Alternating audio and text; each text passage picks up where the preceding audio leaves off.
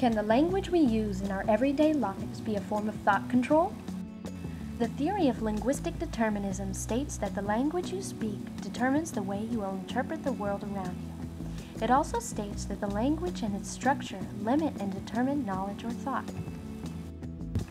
In this video, we will look at how many commonly used slang terms have a subconscious control over the speaker.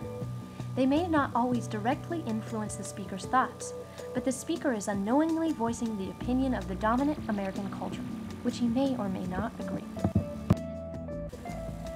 We will look at how slang affects the way in which we think about sexuality, our bodies, double standards of men and women, as well as minority groups in the United States.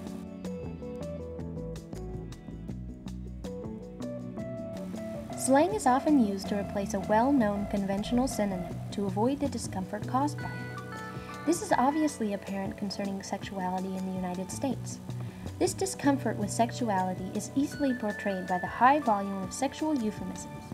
Look at this list of euphemisms for the word sex alone.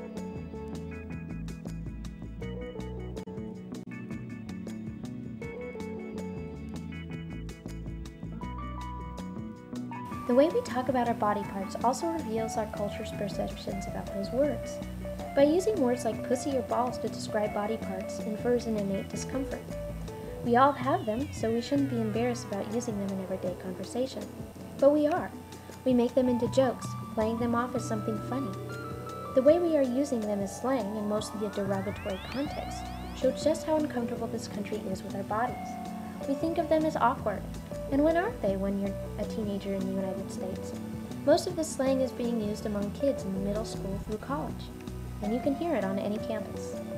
Such a discomfort with our sexuality and our bodies can and has brought confusion, misinformation, and poor judgment on the part of a society that is too embarrassed to get the facts about such an important aspect of human life.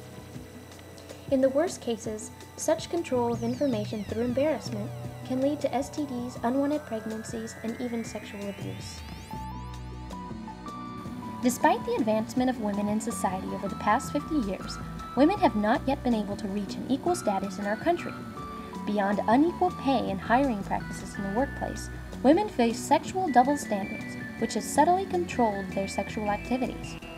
On a high school or college campus, it would be surprising to go on without hearing the words slut, whore, pimp, or player. These four words alone scream sexual double standards. While slut and whore condemn women and inspire shame in their sexual curiosity or promiscuity, the words pimp and player promote and applaud it in men.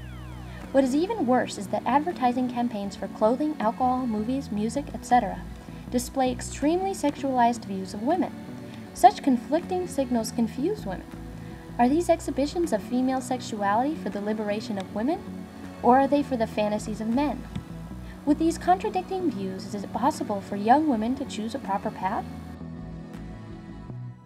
Gay.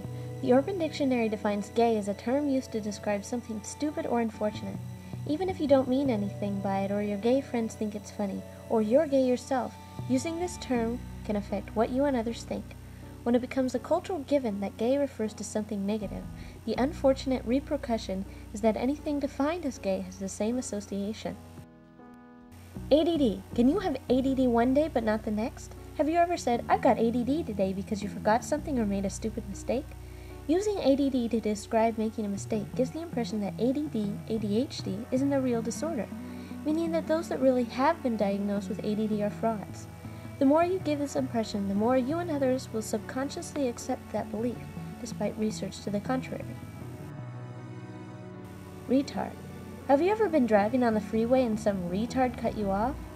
Were they retard in the sense that they were stupid and awkward, or were they actually mentally disabled?